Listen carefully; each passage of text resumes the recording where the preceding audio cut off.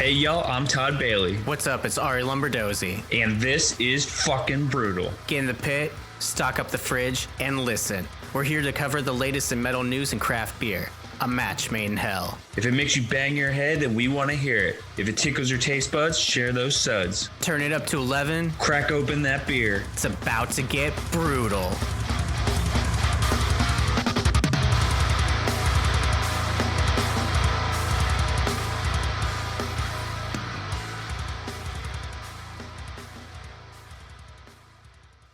What is up, Hopwolves? It's your boys, Todd and Arie, coming at you with Brewtal Podcast, episode 96. We're inching closer to 100. We can't be more excited for 96, though. We have a special guest with us, MARK COSTA of ENDER, the band, and also Varitage Beer Works, which is out of Bloomfield, New Jersey, a very new brewery. We're going to talk about that, the whole process of getting started and everything. But Mark, thank you for being on, and kind of tell us a little bit about yourself. Cool, man. Yeah, thanks for having me, guys. So I'm MARK COSTA. I'm one of the founding members of ENDER. We started going in 2009 and just kind of here and there pop back in and out when I guess we get a little bored and kind of miss it. So we'll resurface every couple of years. I'm also the owner of Varitage Beer Works based in here in New Jersey in Bloomfield. I've been brewing for a long time. Just kind of from touring with ENDER, just getting exposed to different beers. It was funny back then, I wasn't really into craft beer, but our guitarist Casey was, and I was making fun of him for drinking all these weird beers on the road. And then it wasn't until like we got home when I kind of discovered like, oh, Casey might be onto something here. This is kind of cool. So I just started brewing at home, and it quickly snowballed. And then I worked in digital advertising for a decade in Manhattan. Quit that job, wanted to brew professionally. So I was brewing at a pretty big brewery here in Jersey on a 30-barrel system, doing all the production and packaging with them. And I was there for a couple of years, and the opportunity came to open up Varitage here in my hometown. So now we're here, which is wild. It's still wild to me. It still kind of feels like a dream. And I'm still kind of recovering from the grand opening a month ago, but trying to get used to this new life. So, yeah, very fresh over here.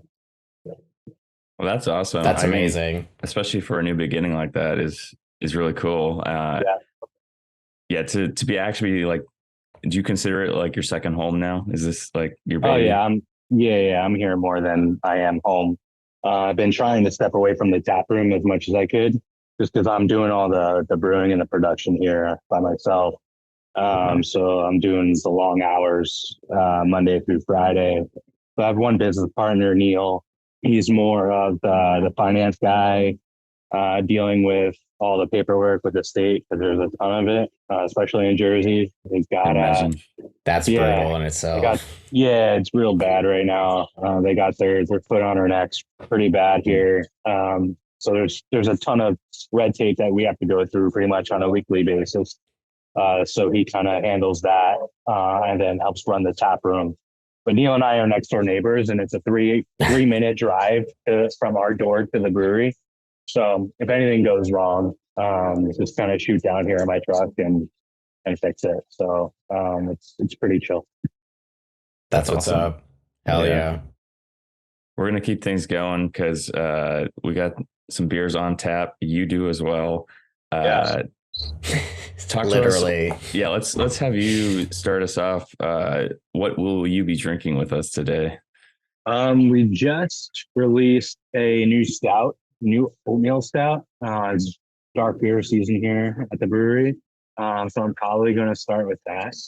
Yeah, I'm right there with you. All right, cool. Let's do that. That's so what I'm gonna have Crystal. Crystal, can you pour me an oatmeal stout? I'll give you kind of behind the bar. This is awesome. It's like we're there. Yeah. Dude, this is fate. Like I literally had a pick 6-pack of different beers, and I was like, you know what? It's early. Let's do a breakfast stout. There you go. What's your go-to style there, Mark? So my go-to style is a nice Czech lager, Caribbean Nice. Pale lager. People here have been drinking the crap out of it, so we're currently out of it. But I have 5 barrels of it just finishing fermentation now. So I'm going to throw it in the bright tank this week to clarify and age a little bit, and then we'll keg it off. But people are kind of banging on the door for that beer. Hell That was the yeah. first Hell yeah. beer that kind of ran out of, because I love lagers myself, but owning a brewery, we know that can't really just do all the classics all the time. Like, you have to put the ticket items out there. So like brew a bunch of IPAs, sours, stuff like that bring people in the door. But it's interesting, like around here, my top beers are classic styles. Like, we opened with a nice amber ale, a cream ale, the Czech lager, an American lager, and then obviously your IPAs and your sours. But those classic styles have been kind of at the top of the list every week. And we just started distribution this week, and the bars want the cream ale. They want the amber ale. So it's an interesting kind of turn of beer events here. And people are starting to stray away from the super hazy milkshake stuff to, hey, we want beer that tastes like beer again. And I'm totally cool with that, because I kind of, been brought up through my brewing career, brewing classic styles and hitting the competition circuit hard with the classic styles. And they're my favorites to brew. So it's working in my favor right now. Oh yeah. So tell us a little bit about the beer you have in your hand. Like everything from the percentage to IBUs, everything.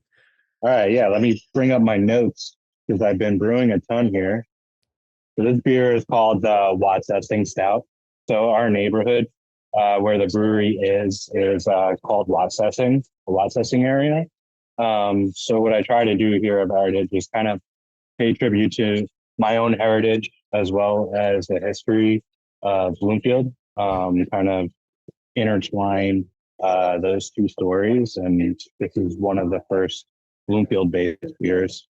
So it's named after the area that we're in. So it's got a nice base of Maris Otter malt, an English malt there, a bunch of chocolate malt, and 10% oats. So it's real nice stock on the mouthfeel. Just the old school East Kent Goldings hops. And the IBUs were a nice 23. And this beer is clocked in at 8%. So Nice. it's one of the higher ones that we have. People have really, like, from the gate, they're like, you have any darker stuff? I'm like, it's coming. It's coming. People like darker beers here. So, Well, especially this time of the year, I think. Yeah.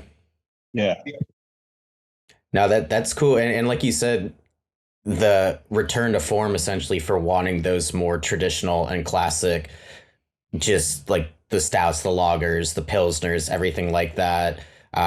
It is really cool. And that kind of goes with, which we'll talk about too, like music. Like a lot of people are going back to certain sounds that have been around forever, but like, this new resurgence of like a new metalcore, or using like straight up death metal, like hardcore, like a lot of these, like they've not gone away, but people are like, what, I'm kind of sick of like all this experimental, which I'm still like, my go-to will always be like a hazy IPA, but like right now, like I've got PBR. So like you need to have those classics, because like you know what to expect, and like you said, it's like beer flavored beer. Like you want a good stout, you want a good like breakfast stout, and like you don't see that often anymore. Yeah, exactly. It's cool, and I'm glad that we kind of opened when we did. It's a cool time for beer. It's challenging at the same time, so every day is a different story, pretty much. Yeah, I was gonna go off of your comment just about like especially with the trends of like, oh, we're going back to basics in a way, and then kind of pivoting to that. Like, do you feel like every day is like constant research on like, okay, what are people feeling now? Yeah, I mean, I keep my ear to the ground as best as I can, trying to educate the staff to talk to people coming in to the tap room, seeing what they're drinking, seeing what they wish we had on tap. I try not to get too involved with checking Untapped, the app, Yeah. For a brewer, you're really not supposed to look at it because it can make you spiral. Cesspool, man. Yeah. It's like reading bad reviews on your record. Yeah. With someone who is very close to Ender back in 2009, 2010, one of our old managers told me something that I kind of applied to a lot of things in life, especially with beer, is if you don't have haters, you're doing it wrong. So Yeah. kind of like I'm glad I was conditioned from being in the metal scene in the early 2000s when Lamb Goat was like at the forefront, and the Different comments times. the comments just kind of like, I don't know, weathered you a little bit, and it kind of taught you some lessons to kind of how to deal with criticism and people's shitty opinions and stuff like that. So it definitely applies. You know, it's funny, like I've been thinking about it a lot once we opened. Like music kind of brought me into being a brewery owner. You know, it's everything from graphic design, from doing show flyers, t-shirt designs. I did all the graphics for Varitage, do all the can labels with Sal, our guitar player, a vendor. He helps me with some of the can graphics and bottle graphics. But just like everything you kind of learn from being, you know, you're an entrepreneur, it's DIYing it as a band, getting your brand out there, and it's pretty much the same as being a brewery owner. It's just now it's beer instead of music. So it's a kind of a cool like clash between the two worlds. Absolutely. That's sick. Arie, I think we should join in here. I started sipping mine, but I'm gonna start off. Cheers, friends. Promoting this stout here. Yeah, let's go. Cheers. So, like I said, this was serendipitous. I chose Founder's Breakfast Stout this morning. Well, it's almost noon here. It's currently like 11:30 in Austin, but this pairs well with the coffee I had earlier.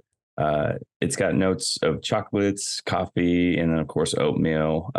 It's sweet and decadent. That's what it says, and it is proving right on my taste buds right now. This is, like you said, a classic. Arie, you mentioned that in the notes. I'd like to read the description on the back, though. I love little things like that on cans or the bottles. So it says, "Coffee lovers, this one's for you. Brewed with an abundance of flaked oats and 2 types of coffee and chocolates, the stout has an intense, fresh roasted Java nose with breakfast-inspired flavors of chocolate and caramelized sugar for just the right amount of sweetness." It's fitting very much, especially at 8.3 and 60 IBUs. I just think it's well balanced, and I don't know. I'm enjoying this right now. This is perfect. I just had an espresso coffee, so this is like right up my alley right now. I low-key miss the old label art for Breakfast Stout with the kid crying. I do too. Eating that.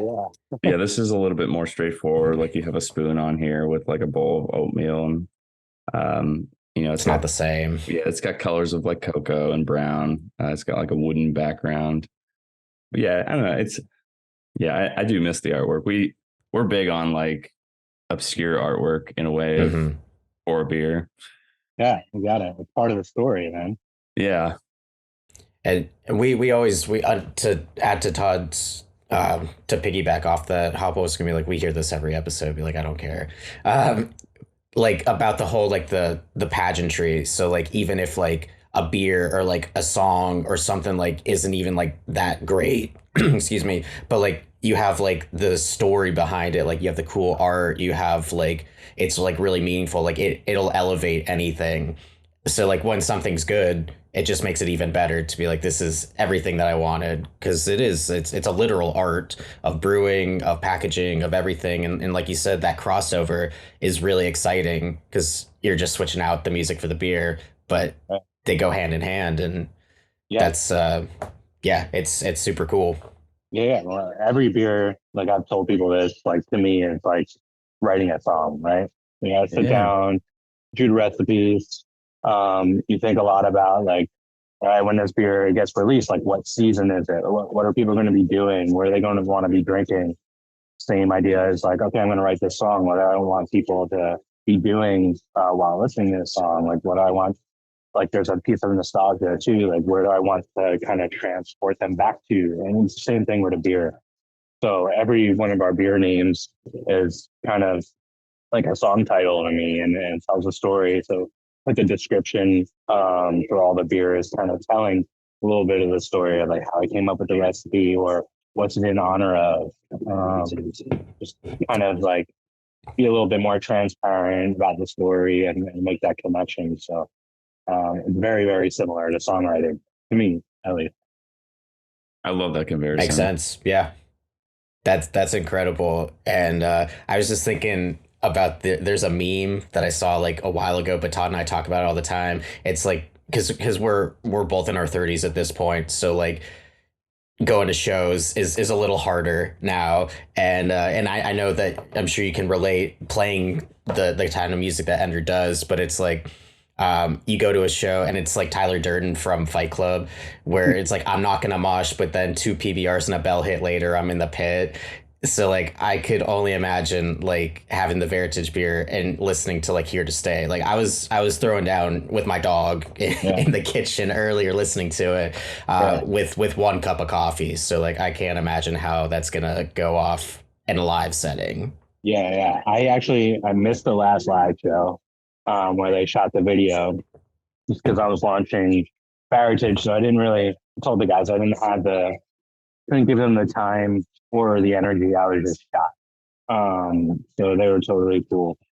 I remember sitting home that night because I was open the tap room and they were bouncing back and forth, just sitting in the basement and just knowing that they were about to play the show and I wasn't going to be there. And it sucked.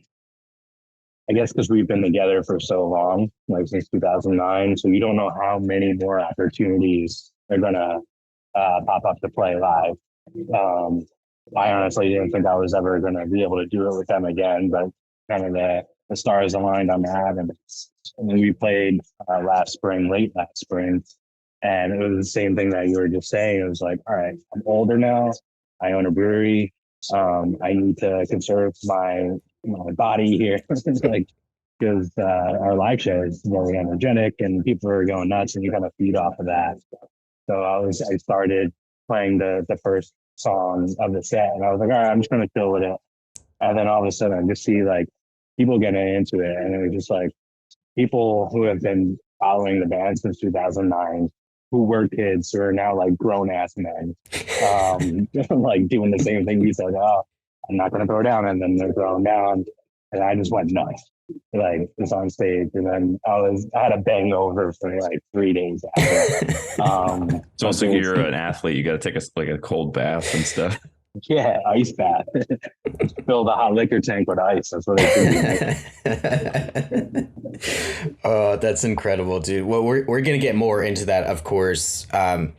Before we transition into the albums, I don't have much to say for my beer. I've had it. It speaks for itself. Again, I'm drinking PBR. Economy, man. Stimulating the economy. It's funny because like my wife and I, we like finally got our own place not that long ago, but my father-in-law religiously drinks PBR. So like, it was really like whatever, like he'd have and like, I'd sneak a couple or something. Like I was still in high school or some shit. Like I can't afford it, so I'm going to take yours. But now I was telling Todd, I bought like a 12 banger this past week. I was like, damn, I forgot how cheap some beer is. And it's like, I spent what I would spend on like one beer on a whole 12 pack, and it's great. So gotta have these balance. I mean, it's PBR. It speaks for itself, and that's all I'll say about it. So reliable. There's a time and place. Yeah. Like a big Miller High Life guy. Mm-hmm. People think that I drink so much because I own a brewery, but I don't really drink that much. But if I'm drinking, like I just want like a High Life or something just to sip on. I have a 1.5-year-old son at home that I have to chase around. It's like, you can't be pounding 7% IPAs. Highly irresponsible at that point. Yeah. All right. So beers aside, we'll be talking about that throughout the entirety of the podcast. Let's get into the albums and the Certified Brutal Bangers, the CBB. This is always a different episode. Every episode is a different episode. We're recording on a Sunday, which we don't ever do. Like that's facts. So we've had time to like really flesh out the list and everything, because a lot of times when we record, like it's so hard to keep track of what's coming out.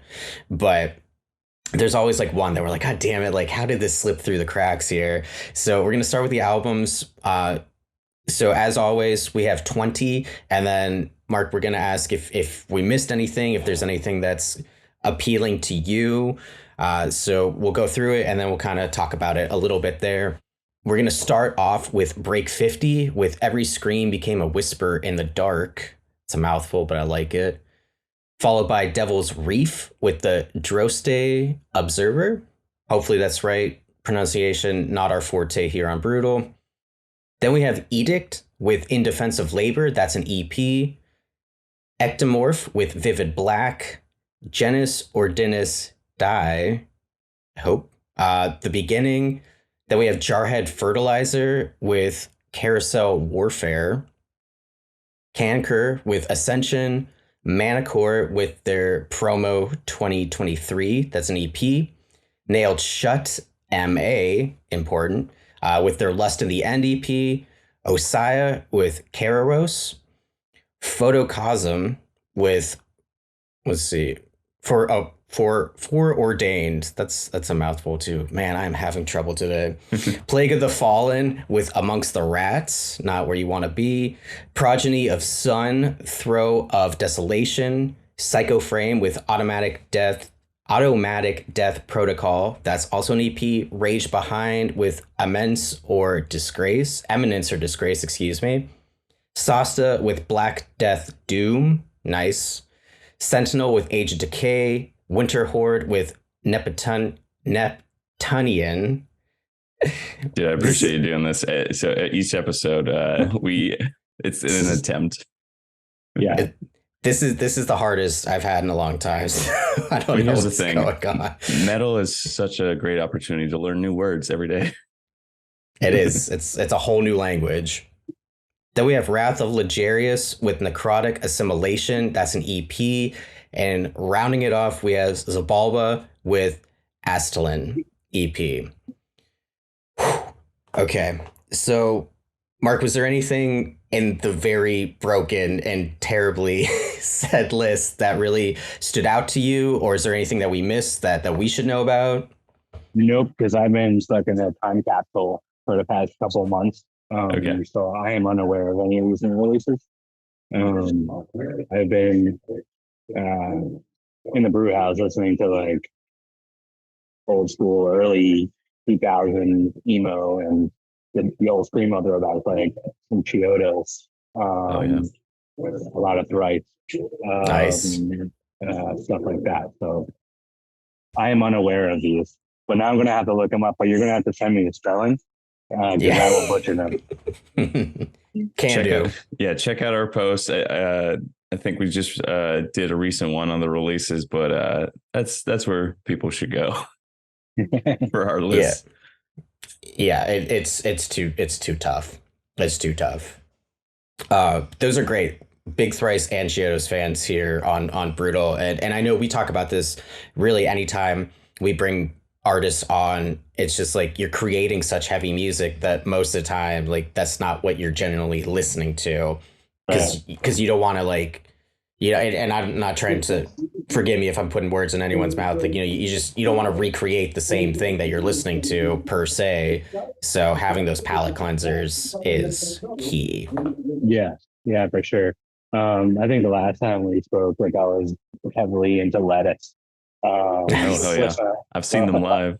A lot of jam band stuff. So great stuff.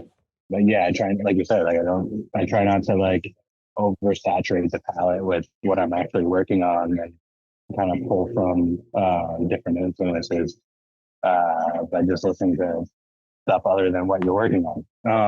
It kind of brings a different dynamic to the writing process. So that's cool. Just Todd, what What are your highlights for the week? Definitely OSIAH. I love that new album from them. I really think they're at their peak now with their sound. They changed it up just a little bit.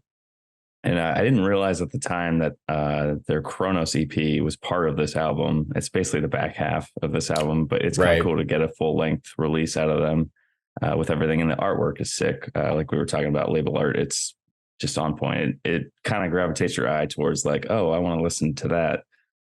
Other than that, Psycho Frame to drop 2 amazing EPs in the same year is insane. And they're bringing back like deathcore, how it used to be. So I'm all for it. And then last night, I think, Nailed Shut from Massachusetts. That's the MA. Stands for, if people are curious. They're very new and I love what they're doing. I don't know how to describe their sound quite yet, but go check them out on Spotify. That's all I can say. Yeah, dude, exact same. Love all those. The Zabalba EP is super sick. I know like a lot of people were excited for that one to drop. And then just like probably 10 minutes before we were recording, Manicore dropped that promo. No, I mean they dropped it yesterday, but we just found out about it. And that's another like throwback to the MySpace Deathcore days, which we were kind of talking about before, like this resurgence of like that specific era and like that sound. As people that grew up listening to that, like it's kind of cool to be like these younger bands adapting that sound and like really trying to hone into that golden age of deathcore, if you will. But yeah, that's our albums. We're going to get into the playlist here. Again, this is 20 songs that we think that you can't live without because we can't live without. So we're going to go through it. And, there's one in particular that has a special place in, I think, everyone's heart. Todd, take it away. What do we got for this past week? All right. So for the Certified Brew Bangers playlist, we're starting off with the band Stages of Decomposition with their slasher of a track called Skid Row Slasher. I love that title. Next up, we have Vitriol with their song Weaponized Loss. That single artwork is amazing, which I believe might be the artwork for an album coming. Don't quote me on that, but I'm pretty sure. Next up, we have Unaligned with Monomania. Then we have Shallow Descent with Stray. Next up at number 5, we have Chaldea, which I think that's how that's pronounced. They're very new. They just released a new single called Eternal. Next up, we have 4, I Am Genocide with Obliterate. The Stygian Complex with Dumb SOB. Love that song title. After that, we have The Last 10 Seconds of Life with Of All Humanity, The Sum. Then we have Reminiscence, and this is awesome, featuring Taylor Barber of Left to Suffer, and the song is called Chamber of Flesh. Then we have Rotten Agony, which is featuring Kenny Tro of Dead Vectors, and that song's called Cruel Intent. Actually, flip that. I think the band is Cruel Intent, and the song is Rotten Agony. I'm pretty sure. It's there. If you look it up, you'll be able to find it. Either one. At number 11, we have Split Knuckle with Breathing Through the Wound. Then we have Glassbone with No Elevation for the Sinners. At number 13, lucky number 13, we have Ender with Here to Stay, and they're Brewtal alumni, so shout out to y'all. Next up, we have God Hand with Rust. Then we have Brain Dead with No More Tears. Then at number 16, we have Illusionary with Bloodletter. Then we have Jackson Rose featuring Dal Ave, and the song is called Saw Trap. I love that. Number 18, we have Thought Crimes with Rose Bather. And then at number 19, another Brewtal alumni, Seeing Things. They just released a new track called Unravel Me. And then at number 20, we have Architects with Seeing Red. They dipped into the heavy again, so we're pretty happy about that. Mark, from this list, anything standing out to you? Any bands you're familiar with that you really like from that? Yeah, it's good to hear from the Last 10 Seconds of Life guys.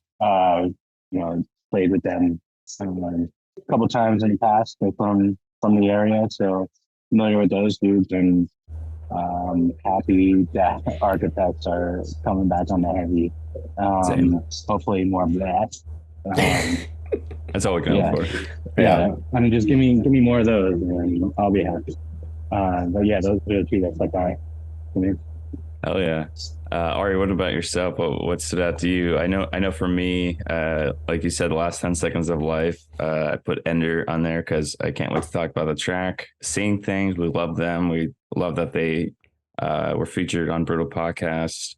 That's a great single. It's an awesome breakdown, that song too. So go check out Unravel Me. And then, of course, Architects, like we discussed. Just knowing that they can go that hard. That's the problem. I am happy now. Yeah. Like that. I know he calls us out, and yes, we are happy again, Sam. It's beautiful. It's a good culmination, like the bridge of old Architects meets new Architects. Because we talk about off camera all the time, like Parkway Drive, which very happy that they're as big as they are because they deserve it. But I do not want to listen to almost any of their new shit. Like I can't do it. Like there's some tracks that I'm like, yeah, I can get into, but like we poke fun me like it's all like wah pedal now. And I was like, I just want Killing with a Smile part 2, but we won't get that. And I guess what I'm getting at is like Architects is still able to like you said, pull out the heavy, but like it still sounds like newer Architects. And that's honestly at this point, that's all I want. Is just give me that heavy, like you said, like the blast, like it's still there. Like we know you can do it. It's not gonna be Hollow Crown 2 again, selfishly, but happy to hear. But yeah, that one, of course, all the ones that you guys listed, I really like the God Hand one, the Stygian Complex. I've been getting into them a lot. I really like the new track. Glassbone and Reminiscence. Reminiscence is cool. I know that has Jay Muller, who's what's his handle on Instagram? It's like it's always King. It's always King something. I think this one's like the Breakdown King. But anyway, he's a fucking sick vocalist, and he was on the Iron Rule track that we got to feature a couple episodes ago. So that's pretty sick. But anyway, those are all great. But we really want to hear more about Here to Stay. Mark, let's get into it. I, again, selfishly, low key was hoping that it was a Korn cover, but I am happier with this, the end result. So, take us through it. Like what's it about? The floor is yours, my friend. Cool. Yeah. So, I mean, the writing process for these new songs have been interesting. Been a little bit different. Just because our lives are so crazy, me owning a brewery, having a kid. Sal has 2 beautiful girls. Casey actually works in the beer industry too. He's on a distribution side, so he's all over the place. And Danny is actually a vet tech. So we kind of have like all very different lives. So it's really hard for us to get in a room. So the writing process has been very different from that of when we recorded and wrote This Is Revenge, the first release we did, and Desperata, the follow-up to This Is Revenge. Those were all in a small studio in Rutherford where we get together and write together. But now kind of how it happens is Sal, guitar player, is kind of the brains behind the base of the song. Brings everything together, records it at Danny's apartment. Danny then lays down the drums, and then they kind of backfill with leads and sounds and stuff, and then it gets passed to Joe, which I'm happy about. I don't know if you guys followed kind of the Ender journey in the past. Joe was with us for This Is Revenge and was with us for part of Desperata. That's kind of when we kind of faded out. Joe went a different way with different bands, and we just kind of shifted gears, and real life kind of took over. So there was a number of years where we weren't kind of together, and then we finally came back. So now that he's back, it's special because I don't think I would want to do it with anybody else. So cool that he's back. So then he'll go to Danny's apartment and lay down the tracks. And then we've been working with the same engineer, Kevin Kumetz, that we've been working with for a long time. Sends all of the stems over to him, and he works his magic and puts it all together. So it's working because we're kind of doing it all on our own time. very little time that we do that. And it's still coming together pretty organically. And it kind of feels like we're on the same page for the first time in a long time. So everything's kind of clicking. And then, to me, in my opinion, the tracks kind of have more bottom, like more girth. Like everything's tighter.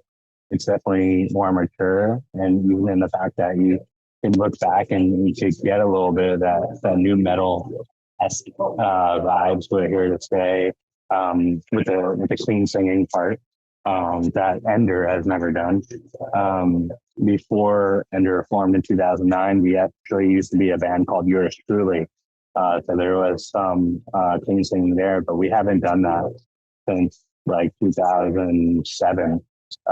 So to bring that back was kind of cool. I was surprised because the interesting part is, like, you don't really see the full song come together. Like, everybody kind of gets what they need to get done in their own parts. And being that I've been tied up here, I didn't really see much of it still until the final product. So it was almost like I was in the same boat as you guys, like listening to it for the first couple of times, and all the pieces were starting to be put together. And I'm like, oh, this is cool. And guys were like, "So how do you like it?" I'm like, honestly, it's kind of like a banger. Like, it's different. It is. What we've been doing. It's catchy. It's cool. Oh yeah, and that riff, man. Yeah. And I don't know where Sal pulled this stuff out. Like, Sal is brilliant. Like, he's very artistic. You should see his Halloween displays at his house. Like, insane. It's not to do it all. Summit Ave Cemetery. You should check them out. And he does all his props. Where I'm going with is, like, whatever he touches, like, turns into something very, very cool all the time. So he's, bringing these things to the table many, many years after the fact. The initial inception of ENDER. It's pretty awesome to see. So I'm thankful for that. And I didn't think that we would still be doing this after all these years and people would actually care. But I think that this time around, it's all the pressure's off. There's no label involved. There's no touring schedules. There's no sales to pay back labels. The grind is gone. So now it's more like, we feel a little bit more free.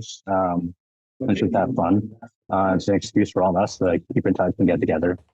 I think this is the most I've seen those guys since we were touring together. They'll come down to the brewery like every Friday night. Sometimes I'm here, sometimes I'm not. But it's cool to kind of have them back in my life again. And the music part is kind of the glue that kind of keeps that together. You talk to a lot of the older guys in the scene who bands have broken up over the years. Like, hey, opening the brewery, like, a lot of them have been coming through, and they're just seeing under like their songs again. And my buddy Abe from Knuckle Ups, another Jersey hardcore band, came in. He's a big beer drinker, and we were just talking about the old scene and how the guys in Knuckle Up were doing. And he was like, honestly, like, I don't hear from them anymore. Like, I couldn't imagine not being able to do that with the Ender guys, but the fact that we could still make music together, play a live show with everything else that's going on in life is pretty damn cool at this point. So I think that kind of brings us to, like, what Here to Stay means, right? It's like, we ain't going anywhere. So it's kind of like that anthem. Just like, and I think that was kind of like inspired by, like, the first, I won't put words in Joe's mouth because he's the architect around creating the vocals and stuff. But personally, for me, kind of what it felt like was we played the first show back after, I think that was the first time in like 10 years since that original lineup played together. And just seeing, like, kids we're not kids anymore. I'm 35. So, like, men who were kids last time I saw them, like, still coming out after all these years and, coming up to us and saying, like, who have done really awesome things in the New Jersey metal scene as the years went on, saying, like, Ender was the one I started it for. Like, just to see that and to hear that. I think that kind of propelled us for like, okay, let's keep going here. Let's see what it'll bring. We're not looking to like go back on the road or anything. I mean, just like making music and sharing it with people, and people still want it. Let's keep giving it to them. So I think this is our kind of call and be like, hey, we're here to stay. Like, we're here for you. We're here for that thing. It's cool. I'm glad you went into the lyrics a little bit. I always love asking about that. So I love that you have your own takeaway from the lyrics, because it's all subjective, and people will hear a song and think about it differently. But I'm sure like after Joe hears this, he's like, what are you talking about, bro? It's like, well, what's what it means to me. And I think that's the beauty in music and the beauty in beer, right? Everything's subjective. So everybody could do with it as they please. Yeah, no, seriously. Mentioning the beer, I usually don't go stouts. Like, he's the stout guy, where I'm like pilsners all the way. Yeah. I'm empty then, Crystal, can I get a kind of holiday? So this is a pretty cool beer. When I get it in my hand, I'll show it to you. Oh, yes, please. Yeah. While we wait for that beer, if you don't mind talking a little bit about the brewery itself. You described a little bit in the intro, but how is opening a new establishment been? Because that's a big deal. And then also, how's the reaction been since? Yeah, so opening the brewery is fucking hell. It took 2.5, almost 3 years. Wow. From opening. It was, and the funny thing was like, I knew I wanted to do this stuff, but I wanted to do it right. Like, kind of learn from other people's mistakes. And like, brewers are very open about, and they want to help you. And I think it's because like, it's very, very difficult to do. So you kind of wear that on your sleeve, and you want to share it with people, as you move on and kind of help them through their own journey. I think everybody else kind of has a similar but very different story of the struggles trying to open. So I kind of backing up kind of where it all started was I was brewing in my garage. I built a little brewery out back, and I was brewing for competitions. So I would pick like 3 styles and just brew them for a year straight and ship the beer all over the country. So that way I knew that everybody's taste buds in different parts of the country would be different, right? But if I was coming back and still winning on the same recipe, then I knew that like, okay, that one's done. I shelf it and move on to the next one. That's kind of how I built my core recipes here. All the core recipes have won many awards on the home brewing circuit throughout the whole country. The Amber Ale actually won second place best of show out of 176 beers outside of Chicago. And when you do that, sometimes the local breweries would reach out to you and see if you wanted to come in and collaborate on the recipe. Awesome. So they called me thinking I lived in Chicago. They don't. I said, I'm in Jersey, but I'm coming. So my wife and I flew out there, brewed the beer at Keg Grove Brewing Company in Bloomington, Illinois. And that was the first day I worked in a commercial brewery. So I kind of knew like that's what I wanted to do. So on a flight home, I remember telling Katie, like, hey, we're going to own a brewery. Like, I'm going to work towards doing that. She's like, yeah, go for it. Like a year later, I quit advertising and got hired at Jersey Girl Brewing Company in Hackettstown, New Jersey, about an hour northwest of me, where I am. Worked like a dog in their cellar on a 30-barrel system, like cleaning tanks and brewing beer, running their pilot system, running the canning lines, carbonating beer, packaging all this beer for all their accounts. And it was just me and the head brewer. So they run very lean over there, but it was perfect for me because it was essentially getting paid a little bit of money to get my master's and what I wanted to do. And I told Chuck, the owner of Jersey Girl, like, hey, my end goal is to own a brewery. Like, I'm not using you, but I'd love to work for you and learn from you. And he brought me in and said, hey, I'm here for whatever you need. Any questions, like, we'll teach you everything you need to know. And just let me know when you're about to open your brewery. So he and I would talk on a weekly basis, give him updates. And I was out in my garage one night when I was working for Jersey Girl, and my neighbors were out on their back deck. And the other side of my garage, I have like a man cave. So I have all my taps, and Ender used to practice there. So I have a whole recording rig back there, a full bar. So I was drinking some of the beer that I made and watching TV out there. And my neighbors came over and was like, I need to introduce you to someone here. And it was a councilwoman in town. And she said, Mark wants to open a brewery in town. And like literally the next week, we were on the agenda for the planning board to open up a brewery in town. So the first step was to create an ordinance to allow us to build a brewery in a downtown district rather than out in some industrial park. So within like 3 weeks, we had an ordinance. We had direction onto where we could go look for leases. And there was one building in particular in our downtown where we're at that I knew I wanted to be because there was a train station. Like I could throw a rock and hit it from the outside door here. That I used to take that train to work every day. So I watched them build this building while I'm just like daydreaming about like, hey, I want to open a brewery on that. So it's like, that's where I got to be. It's kind of like the full circle like moment for me. So then we started negotiating with the landlord, and to cut the very, very long, frustrating, fucked up story is that the landlord decided to not tell us that they were selling the entire corporation and the properties before they gave us electric, water, HVAC. So when we took over the space, there was no walls in here. There were no floors, no electric, no water, nothing. Wow. So we had to get the utilities put in for them to legally pass over the space to us. So they just kind of dragged us along, and knowing that I know that they were selling, like it totally makes sense, right? Because they were using us as a pawn for the sale. I was like, hey, because we already signed the lease. Like, hey, there's a brewery coming in here. They signed the lease. Like, you should buy this building. So I kind of using that as a selling piece. So they just dragged us along. And then one day said, hey, we're selling. We're not doing the work that we owe you. You can either sue us or wait for the new owners.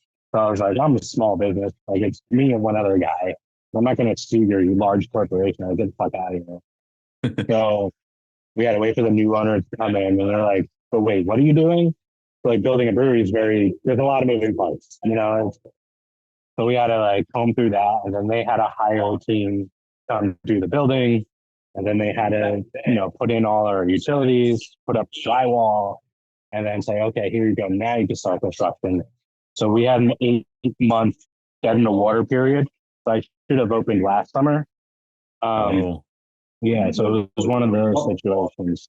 But everybody in town has been awesome. And, we launched a brand, and we did like a mini docuseries on building the brewery and kind of explaining what was going on and what needed to be.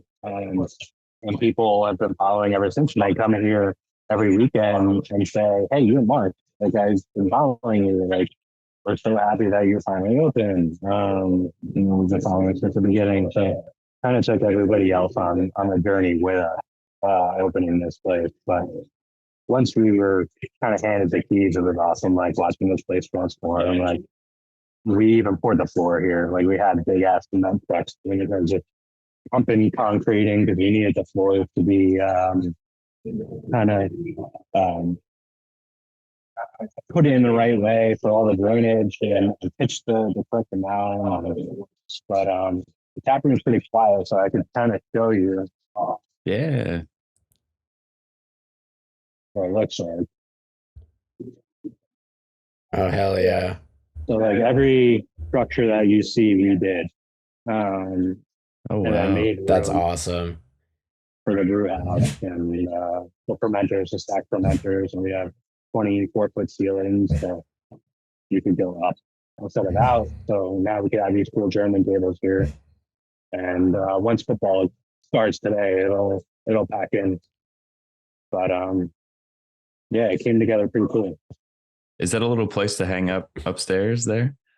No, that's where I put all my empty kegs and my cleaning chemicals and grain. And I always joked that I was going to put like a lawn chair up there and drink beer and watch people at the bars. You should still do that. Yeah, so we designed everything together, and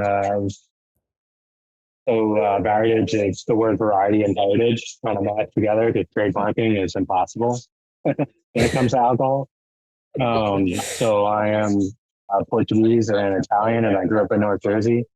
My family's from the Azorian Islands in Portugal, so I wanted the brewery to feel like kind of like a European cafe. Nice. For a soccer themed brewery, we don't have any of those in Jersey. I also coach high school soccer in a nearby town and stayed all my life. So yeah, it's kind of what Varitage is, and just brewing classic beers and in our little neighborhood, and they're just they're changing it right now. It's like a lot of construction going on down here, a lot of luxury apartments, like really nice apartments. So we're in a building. There's over 200 luxury apartments above us, and they built similar complexes for them right around us. And on our street, they shut down that street every Friday night in the summer for outdoor dining, open container, live music. So we have a beer garden that runs our entire block every Friday night in the summer. So there was nowhere else to put this brewery. That sounds like a prime time spot. Yeah, that's a happening place for sure. Yeah. We're small, but you don't need to be huge in a huge spot, to kind of achieve what my vision was for Varitage, and wanted to keep everything simple and small enough just so that I could handle all the brewing, because that's what I enjoy doing the most, and just give my neighborhood good beer.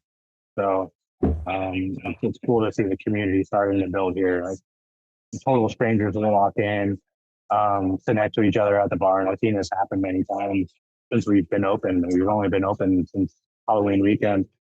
By the end of the night, they're exchanging numbers, and now they're friends, and now they come together in the brewery every week. That's the beauty of it. Yeah. It's really cool. Love that. It is like, we talked earlier about like beer and metal like going hand in hand, and like you talk about community in general, like especially like having such an intimate spot like that, which is great, because like for Todd and I know a lot of other people, like if we're going to a show, like I want to see it in like, like a couple hundred room cap, as opposed to like a stadium where I think it looks like my thumb, I could see them and be like, it's cool, I'm here, but it's not the same experience because you're not getting the same energy. And being in a smaller spot, like back home in Erie, one of our favorite spots, Lavery's, it was like a very similar vibe, and like loved going there. And they've recently like renovated, and it looks great, but it's like it's not the same. It just like it doesn't have like that as like cozy of a feel to be like you said, you could sit down next to someone and end up being, that could be like a lifelong friend right there. Like you just don't know, and you're there for a common reason, because like you want to have a good beer and maybe talk metal. I don't know. Yeah, I mean that happens, And the other part too is like you said about the small venue. It's very similar to going to see a good band in a small venue. But the brewery, so you're drinking in a brewery. A lot of these places, so you see the fermenters right behind me. You're in a brewery. So like on production day, all these tables go away, and like this is where I work every day. So I think people kind of have been connecting with that, and that's been a cool selling point of coming here and having a beer. I think with that, we definitely need to give you the floor. We're in our final minutes here of the podcast. Tell us where to follow the brewery, where to check y'all out, including the band. Cool. Yeah, so varitagebeer.com is the website, and we're on Instagram at Varitage Beer. I handle all the social media stuff, so I'm always posting there. And then everything that Ender's been putting out is on every streaming possibility that's out there these days.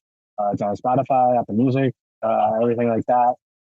We will be releasing more music. There's some more songs in the works. The end goal is to put out another EP, but we're just taking them chunk by chunk and releasing singles. So there will be more to come on that. The Instagram handles and Facebook and whatnot, it's all Ender Metal NJ. So just kind of follow along as we magically keep putting out music since 2009. I don't know. We'll see what happens. Kind of cool. Hell yeah, yo. All the Hopwolves out there, that's what we call our fan base. Cheers to you.